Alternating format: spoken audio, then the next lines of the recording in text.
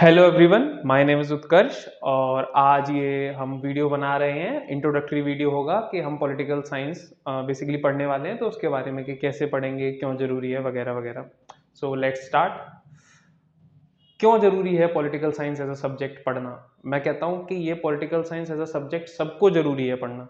Not related, it is related to a particular background of students और people. Everybody should be aware about it. उसके reason बताता हूँ। क्योंकि जिस देश में अभी मैं हूँ, उस देश की पॉलिटिकल कंडीशंस ऐसी हैं कि I am allowed to make video. वरना कुछ देश दुनिया के नक्शे पे ऐसे हैं जिनमें आप फोन में क्या देख रहे हो इस चीज पर भी नजर रखी जाती है स्टेट के according. State means country, basically relate करेंगे, इसकी डेफिनेशन बाद में समझेंगे। तो आज आपकी पॉलिटिकल कंडीशन ऐसी हैं कि आप ये काम, मैं ये काम कर सकता हूँ, हमारे पास कुछ बेसिक राइट्स हैं। ये इवॉल्व होते रहें धीरे धीरे, ये आगे बढ़ें, ये पॉजिटिव डायरेक्शन में आगे बढ़ें। इसलिए जरूरी है कि हम पॉलिटिकल साइंस पढ़ें।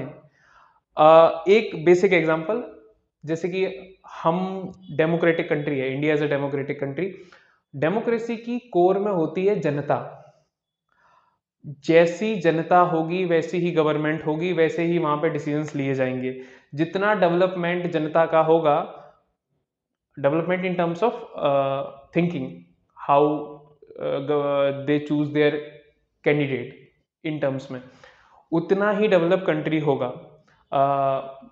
बेसिक बात है, जैसे कि समझिए कि जो ये है,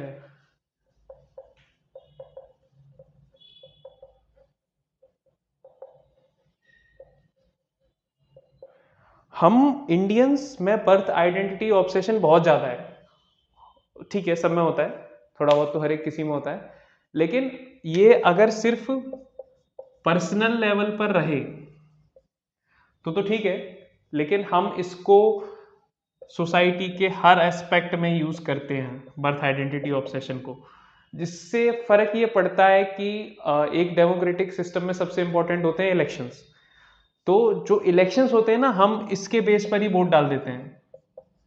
cast, region, religion, language, gender, etc, जो आर्टिकल 15 है, डिस्क्रिमिनेशन इन ग्राउंड्स पे मना करता है, वी विल स्टडी। हाँ, लेकिन जानने की बात यह है कि हम जो वोट डाल देते हैं वो इन ऑब्सेशन की बेस पर ही डाल देते हैं, जो हमें बाई बर्थ मिल जाते हैं। तो मेरी कोशिश ये रहेगी इस कोर्स के एंड तक जाते जाते ये आपका ऑब्सेशन मिनिमाइज हो सके, एटलीस्ट पॉलिटिकल लेवल पर और सोशल लेवल पर। ये पर्सनल रहता है, वैसे तो पर्सनल भी नहीं रहना चाहिए, लेकिन हाँ ठीक है, कोशिश ये रहेगी कि एटलीस्ट पॉलिटिकल और सोशल लेवल पर इसको हम खत्म करें। अब इसको पढ़ेंगे कैसे? बेसिकली ये जो पॉलिटिकल साइंस होगा, ये हमारा डिफरेंट पोर्शंस में डिवाइड है ये subject. We will start with political thoughts, ठीक है। उसके बाद we will study political theory. फिर इंडियन गवर्नमेंट पढ़ेंगे। इंडियन गवर्नमेंट में we will study constitution of India. We will study the federal structure of India, why India is known as quasi federal country. उसके बाद हम पढ़ेंगे comparative politics, ये basically world politics का part है, ठीक है।